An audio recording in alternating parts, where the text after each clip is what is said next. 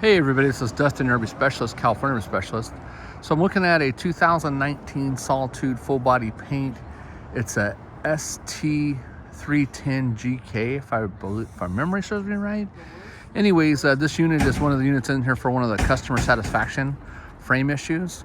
I don't remember how many cracks we had on the I-beams, but again, this is, just so you know, this is not something that is, hey, it's going to get in a wreck or any of that kind of crazy nonsense, or it's going to cause some kind of, basically just has some minor web cracks in it. So to come in here to kind of give you a little what's going on, basically what the factories are having us do is we're adding in the V braces in between all of the hangers to reinforce the hangers to prevent the hangers from pulling off. And then as you can see, I believe this channel, this tube that's here that looks new as well, I believe that's 96 inches if my memory serves me right. And so this tube, as long as we'll say the web crack in the beam itself, depending on whatever size it is, as long as it's below a 2-inch mark, we're basically going to drill through it, grind it out, re-weld it, grind the weld down smooth, and then we're going to grind and clean up this whole perimeter area of where this area goes. And then as you can see, it gets back and it gets stitch welded to it.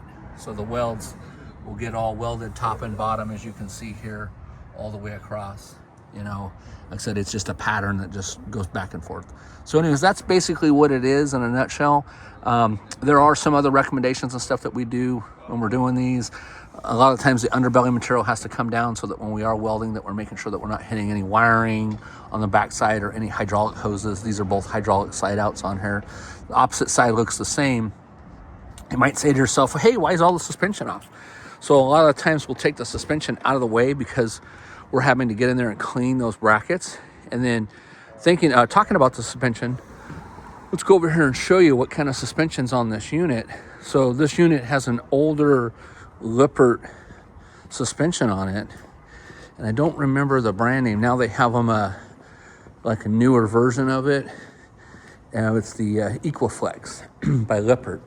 So basically, when the guys were doing their inspections on it, they found out that all the bushings were shot and worn, all the shackle links. It's on a cart, so I'm not going to kind of pick it up and try to wiggle it for you, but all the bushings inside and everything are all worn out and gone. So you can see here, see if I can capture it. So the bushings itself are gone. You can see that, maybe the eye of the spring is starting to open up a little bit, or maybe not. They'll know when they go to put the new bushings back in.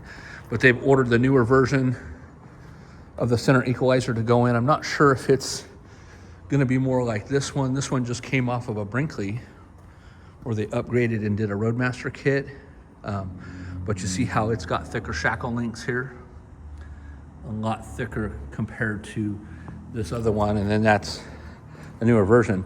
Now the bushings on these older units, so if you have one of these older units, the dimensions of where the components rest, they're not standard. So you can't just go and grab like a Dexter EasyFlex kit or a MoreRide Series 3000 or some of the other off brands that are out there. You can't just throw anything you want in there, because basically you start throwing off the geometry of everything where it's resting and riding and moving. So we're actually replacing it with a similar newer version of it, and then we're going to be replacing all the shackle links with a heavy duty shackle link. So again, this is all wallered out, all the bushings are gone. As you can see, the rubberized bushing is gone, where it's dampening when it rocks back and forth on the sides. Same thing on the opposite side over there. They're all worn out. Typically, like a lot of these different components, they'll tell you right on them that they need to be replaced every 5 years.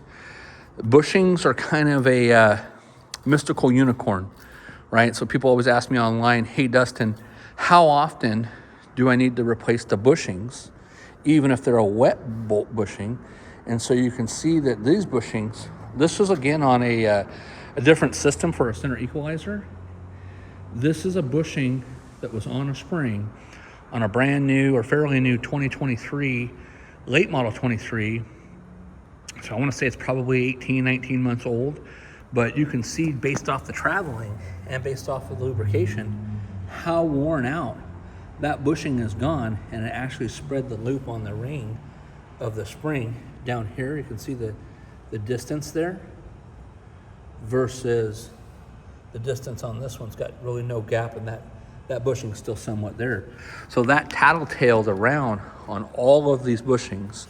And same thing, you can see how worn out this one's just completely missing altogether, and how that one is worn. And again, that's on a Model Z. I think it was a 290 or 2900 model or something along those lines. But even these guys online, they say that they're only good for 5 years. So make sure that you're checking out your suspension. Make sure you're checking out your brakes.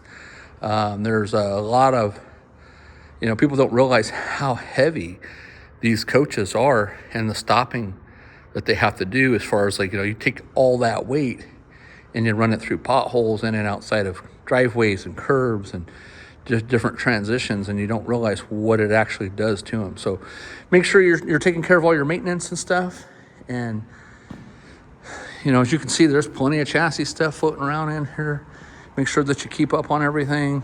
If you have any questions, make sure to always visit your manufacturer, check out your owner's manual, look online, or you can even contact us, and we'll go from there. So all right, well, thanks so much for watching. This is Dustin, your RV specialist, and have a great day.